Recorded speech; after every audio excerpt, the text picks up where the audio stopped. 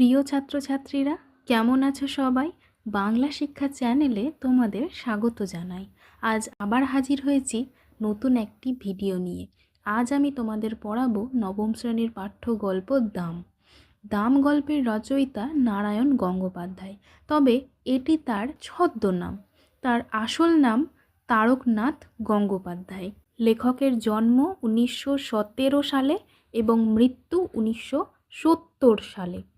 তিনি দিনাজপুরে জন্মগ্রহণ করেছিলেন।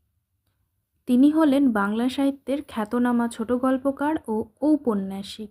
তার রচিত বিখ্যাত কয়েকটি গল্পগ্রন্থগুলি হল বিতংশ, দুঃশাসন, ভোগবতী। তিনি শিশু ও কিশোরদের জন্যে টেনিদা চরিত্রটি সৃষ্টি করেছেন। তাহলে চলো মূল আলোচনায় আসা যাক।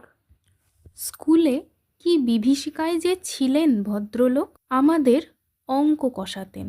আশ্চর্য পরিষ্কার ছিল মাথা। যেসব জটিল অঙ্ক নিয়ে আমরা ঘন্টার পর ঘন্টা পণ্ডশ্রম করেছি, একবার মাত্র তাকিয়ে দেখতেন তার দিকে, তারপরেই এগিয়ে যেতেন ব্ল্যাকবোর্ডে। খসখস করে ঝড়ের গতিতে এগিয়ে চলতো খড়ি। হঠাৎ খড়ি ভেঙে গেলে বিরক্ত হয়ে টুকরো দুটো আমাদের দিকে ছুঁড়ে দিয়ে তৎক্ষণাৎ আর একটা তুলে নিতেন। একটু পরেই আমরা রোমাঞ্চিত হয়ে দেখতুম ছবির মতো অঙ্কটা সাজিয়ে দিয়েছেন। এখানে বলেছেন যে স্কুলে যে কি বিভীষিকায় ছিলেন ভদ্রলোক। কোন ভদ্রলোক? কোনো একজন ভদ্রলোক যে তাদের শিক্ষক হিসেবে ছিল, তার কথা বলা হয়েছে। কি বিভীষিকা অর্থাৎ তাকে ছাত্ররা বুঝতে পারতেন না যে তিনি কেমন ধরনের মানুষ। কেন বুঝতে পারতেন না? কারণ তার মাথা এতটাই পরিষ্কার ছিল যে যেসব অঙ্কগুলো ছাত্ররা ঘন্টার পর ঘন্টা চেষ্টা চালিয়ে করতে পারতো না, কিন্তু সেই মাস্টার মশাই খুব অল্প সময়ের মধ্যেই সেই অঙ্কটা করে দিতেন। পৃথিবীতে যত অঙ্ক ছিল সব যেন ওর মুখস্থ, কিংবা মুখস্থ বললেও ঠিক হয় না। মনে হতো আমাদের অদৃশ্য অক্ষরে বোর্ডে আগে থেকেই কষা রয়েছে, অথচ উনি দেখতে পাচ্ছেন ঠিক, আর সঙ্গে সঙ্গে তার উপরে খড়ি বুলিয়ে চলেছেন। ছাত্ররা মনে করত যে তাদের মাস্টার মশাইয়ের যেন সমস্ত অঙ্ক মুখস্থ ছিল। আবার কোনো সময় মনে করত যে ঠিক মুখস্থ নয়, যেন অদৃশ্য অক্ষরে আগে থেকে বোর্ডে সেই অঙ্কটা করা রয়েছে, ছাত্ররা দেখতে পাচ্ছে না, কিন্তু মাস্টার মশাই যেন ঠিক সেটা দেখতে পাচ্ছেন আর তার উপরে খড়ি বুলিয়ে চলেছেন। অঙ্কে যারা 100-র মধ্যে 100 পায়, ওর ভয়ে তারাই তটস্থ হয়ে থাকতো। আর আমাদের মতো যেসব অঙ্ক বিশারদদের টেনে টুনে 20ও উঠতে চাইতো না, তাদের অবস্থা সহজেই কল্পনা করা যেতে পারে। প্রকাণ্ড হাতের চড় খেয়ে মাথা ঘুরে যেত, কিন্তু কাঁদবার জো ছিল না। চোখে এক ফোঁটা জল দেখলেই গ্লাস ফাটিয়ে হুঙ্কার ছাড়তেন। পুরুষ মানুষ হয়ে অঙ্ক পারিস নে, তার উপরে কাঁদতে লজ্জা করে না? এখনই পা ধরে স্কুলের পুকুরে ছুঁড়ে ফেলে দেব। মাস্টার মশাই ছাত্রদের বা ছাত্রছাত্রীদের ভয় দেখাতেন। কি বলে? যে পুরুষ মানুষ হয়ে তোরা অঙ্ক পারিস নে, তাও আবার কাঁদছিস? যদি কাঁদিস তবে পা ধরে স্কুলের পুকুরে ছুঁড়ে ফেলে দেব। তা উনি পারতেন। ওর চড়ের জোর দেখেই আমরা তা আন্দাজ করে নিয়েছিলুম। পুরুষ মানুষ হয়ে অঙ্ক পারে না এমন অঘটন কল্পনাও করতে পারতেন না মাস্টার মশাই। বলতেন, প্লেটোর দোরগোড়ায় কি লেখা ছিল জানিস? যে অঙ্ক জানে না এখানে তার প্রবেশ নিষেধ। স্বর্গের দরজাতেও ঠিক ওই কথাই লেখা রয়েছে। যদি সেখানে যেতে চাস তাহলে বলার পরে মাস্টার মশাই থেমেছেন, বা লেখক গল্পটি লেখার সময় থেমেছেন। যে পুরুষ মানুষ হয়ে অঙ্ক পারে না, এই রকম ঘটনা যেন মাস্টারমশাই কল্পনাই করতে পারতেন না। তিনি বলতেন যে প্লেটোর দোরগোড়ায় কি লেখা ছিল জানিস? যে অঙ্ক জানে না তার প্রবেশ নিষেধ। অর্থাৎ প্লেটোর দরজায় লেখা থাকতো যে যে মানুষ অঙ্ক জানে না সে প্লেটোর দরজা পার করে যেতে পারবে না। স্বর্গের দরজাতেও ঠিক ওই কথাই লেখা রয়েছে, মানে স্বর্গেও যেতে পারবে না, যে অঙ্ক পারে না সে স্বর্গেও যেতে পারবে। স্বর্গের খবরটা মাস্টার মশাই কোত্থেকে জোগাড় করলেন তিনিই জানেন। প্লেটো কে, তার দরজা দিয়ে ঢুকতে না পারলে কি ক্ষতি হবে, এ নিয়ে আমরা কোনো দিন মাথা ঘামাইনি। তাছাড়া যে স্বর্গে পা দিয়েই জ্যামিতির এক্সট্রা কষতে হবে কিংবা স্কোয়ার মেজারের অঙ্ক নিয়ে বসতে হবে, সে স্বর্গের চাইতে লক্ষ যোজন দূরে থাকায় আমরা নিরাপদ বোধ করতুম। মানে লেখক অঙ্কে খুব একটা ভালো ছিলেন না, সেই জন্য তিনি অঙ্ককে একটু ভয়ই পেতেন। এবং মাস্টার মশাই যেহেতু এই সব কথা বলে তাদের ভয় দেখাতেন, সেই কারণে কবি বলেছেন যে যেই স্বর্গে গিয়ে জ্যামিতির এক্সট্রা কষতে হবে সেই স্বর্গে লেখক যেতে চান না। ম্যাট্রিকুলেশনের গণ্ডি পার হয়ে অঙ্কের হাত থেকে রেহাই পেলুম, মাস্টার মশাইয়ের হাত থেকেও। লেখক বলেছেন যে ম্যাট্রিকুলেশন পাশ করার পরে অঙ্কের হাত থেকে লেখক রেহাই পেয়েছেন এবং মাস্টার মশাইয়ের হাত থেকেও তিনি রক্ষা পেয়েছেন। এখানে তোমাদের একটি প্রশ্ন আসতে পারে যে লেখক কখন অঙ্কের হাত থেকে রেহাই পেয়েছিলেন, কিন্তু অঙ্কের সেই বিভীষিকা মন থেকে গেল না। এমএ পাশ করবার পরেও স্বপ্ন দেখেছি পরীক্ষার লাস্ট বেল পড়ো, অথচ একটা অঙ্কও আমার মিলছে না। মাস্টার মশাই গার্ড হয়ে একেবারে আমার সামনে এসে দাঁড়িয়েছেন, দু চোখ দিয়ে তার আগুন ঝরছে, দাঁতে দাঁতে ঘষে বলছেন, মাথার উপর ঘুরন্ত পাখা সত্ত্বেও ঘেমে নিয়ে আমি জেগে উঠেছি। মৃদু আলোয় দেখেছি চেনা ঘরটাকে, চোখে পড়েছে সামনে আমার পড়ার টেবিল, আমার বইপত্রের স্তূপ। গভীর তৃপ্তির সঙ্গে ভেবেছি এখন আর আমাকে স্কুলে অঙ্ক কষতে হয় না, আমি কলেজে বাংলা পড়াই।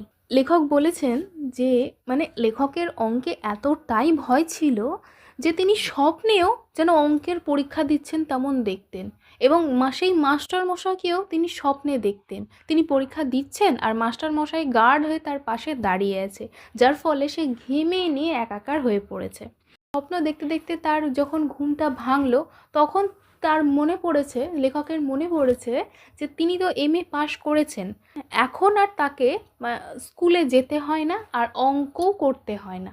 অর্থাৎ যখন তার ঘুমটা ভেঙেছে তখন তার সেই ভয় কেটেছে, এখন তিনি কলেজে বাংলা পড়ান। একদিন একটি পত্রিকার পক্ষ থেকে ফরমাশ এলো, আমার ছেলেবেলার গল্প শোনাতে হবে। আমি জানালুম লেখক হিসেবে আমি নিতান্ত সামান্য ব্যক্তি, আমার ছেলেবেলার গল্পে কারো কোনো কৌতূহল নেই। তাছাড়া এমন কোনো স্মরণীয় ঘটনা ঘটেনি যে আসর করে তা লোককে শোনাতে পারি। কিন্তু কর্তৃপক্ষ ছাড়লেন না, তারা জানালেন সাহিত্যের ইন্দ্র চন্দ্র মিত্র বরুণেরা কেউ তাদের বিশেষ পাত্তা দেননি। অতএব একদিন লেখক এখন কলেজের প্রফেসর, তিনি কলেজে বাংলা পড়ান, সেহেতু তার কাছে একদিন একটি পত্রিকার কাছ থেকে অনুরোধ এলো যে তাদের পত্রিকাকে লেখকের ছোটোবেলার গল্প শোনাতে হবে। তা লেখক বললেন যে ছোটোবেলায় আমি এমন কোনো ব্যক্তি ছিলাম না যে ছোটোবেলার গল্প আমাকে আসর করে শোনাতে হবে। তা কর্তৃপক্ষ তখন বললেন যে তাদের আরও যেসব সাহিত্য বিশারদ রয়েছে তারা বিশেষ পাত্তা দেয়নি সেই পত্রিকার কর্তৃপক্ষকে, ফলে তারা লেখককেই বিশেষ অনুরোধ করেছেন। এবার দেখো একটি মজার ঘটনা। অতএব আমি ভাবলুম তাহলে নির্ভয়ে লিখতে পারি, ওরা নিজেরা ছাড়া ওদের কাগজের বিশেষ পাঠক নেই, সুতরাং আমার আত্মকথা কারো কাছে স্পর্ধার মতো মনে হবে না। কয়েকটি ঘরোয়া মানুষের কাছে ঘরোয়া গল্প বলবো, ওটা প্রীতির ব্যাপার, পদমর্যাদার নয়। কাগজ কলম নিয়ে বসে গেলুম। সেহেতু লেখক বুঝতে পারলেন যে তাদের পত্রিকা কেউ খুব বিশেষ লোকজন পড়ে না, পত্রিকার কর্তৃপক্ষরাই হয়তো পড়বে, সেহেতু লেখক খুব সাহস নিয়েই নিজের ছোটোবেলার গল্প লিখতে বসে পড়লেন। মনে এলো মাস্টার মশাইয়ের কথা, লিখলুম তাকে নিয়েই। লেখক এবার তার মাস্টার মশাইয়ের কথা গল্প লিখতে বসলেন। কি লিখলেন? ছবিটা যা ফুটলো তা খুব উজ্জ্বল নয়, লেখবার সময় কল্পনার খাদ কিছু মিশিয়ে নিলুম, সেটা বলাই বাহুল্য। সেই সঙ্গে সদুপদেশও একটু বর্ষণ করেছিল। মূল কথাটা এই ছিল, অহেতুক তাড়না করে কাউকে শিক্ষা দেওয়া যায় না। গাধা পিটিয়ে ঘোড়া করতে গেলে গাধাটাই পঞ্চত্ব পায়, তার প্রমাণ আমি নিজেই। লেখকের মাস্টারমশাইয়ের গল্পটি খুব ছোটোবেলার, সেহেতু তার খুব একটা গল্প যে মনে ছিল ওই মাস্টারমশাইয়ের ব্যাপারে তার তেমন নয়। তাই তিনি কিছুটা নিজের মতন রং মাখিয়ে গল্পটিকে লিখলেন এবং একটি উপদেশও দিলেন। সেই উপদেশটি কী ছিল, যে কাউকে তাড়া দিলেই বা তাড়না করলেই তাকে কিন্তু গাধা থেকে ঘোড়া করা যায় না, বা কাউকে কোনো কিছু শেখাবো তাড়না করে শেখালেই সে শিখতে পারে না, উল্টে বা নিজস্বতাই বিসর্জন হয়ে যায়। কাউকে জোর করে কোনো কিছু শেখানো যায় না, জোর করতে গেলে সে ব্যক্তির নিজস্বতা বিসর্জন হয়ে যায়। তার প্রমাণ লেখক নিজেই। মানে লেখক খুব চেষ্টা করেও অঙ্কটা ঠিক শিখতে পারেননি, শেষ পর্যন্ত অঙ্ক ছেড়ে দিয়ে তিনি বাংলা নিয়ে পড়াশোনা করেছেন। মাস্টার মশাই আমাকে এত প্রহার করেও অঙ্ক শেখাতে পারেননি, বরং যা শিখেছিলাম তাও ভুলেছি। এখন দুই আর দুইয়ে 4 হয় না 5 হয় তা নিজের মধ্যেই সন্দেহ জাগে। পত্রিকার কর্তৃপক্ষ খুশি হয়ে আমাকে 10 টাকা দক্ষিণা দিয়ে গেছেন। মাস্টার মশাইয়ের কাছ থেকে এইটুকুই আমার নগদ লাভ। গল্প লিখে লেখক 10 টাকা পেয়েছেন পত্রিকা কর্তৃপক্ষের কাছ থেকে। মাস্টার মশাইয়ের কাছ থেকে তার লেখক মনে করেছেন যে মাস্টার মশাইয়ের কাছ থেকে তার এইটুকুই লাভ হয়েছে। মানে মাস্টার মশাই যে তার জীবনে ছিলেন সেই থেকে তার এইটুকুনি লাভ হয়েছে যে তিনি 10 টাকা পেয়েছেন। এর বাইরে তার কোনো লাভ হয়নি। সে মাস্টার মশাইয়ের কাছ থেকে কোনো রকম শিক্ষা গ্রহণ করতে পারেননি। তারপরে আরও অনেক দিন পার হয়ে গেল, সেই লেখার কথা ভুলে গেলুম মাস্টার মশাইকেও। বয়স বেড়েছে, বিনিদ্র রাত্রি যাপনের মতো অনেক সমস্যা এসে দেখা দিয়েছে জীবনে। বর্তমানের দাবিটা এত বেশি জোরালো যে স্মৃতির দিকে তাকাবার অবসর পর্যন্ত মেলে না। তারপরে অনেক দিন পার হয়ে গেল, সেই গল্পের কথাও তিনি ভুলে গেলেন, সেই মাস্টারমশাইয়েরকেও তিনি ভুলে গেলেন, তিনি নিজের কাজে ব্যস্ত হয়ে পড়লেন। আজ তোমাদের এই পর্যন্তই পড়ালাম, বাকি অংশটুকু পরের ভিডিওতে পড়াবো। এত দূর পর্যন্ত কেমন লাগলো তা অবশ্যই কমেন্টে জানিও। ভালো লাগলে একটি লাইক, শেয়ার এবং সাবস্ক্রাইব করে দিও। ধন্যবাদ।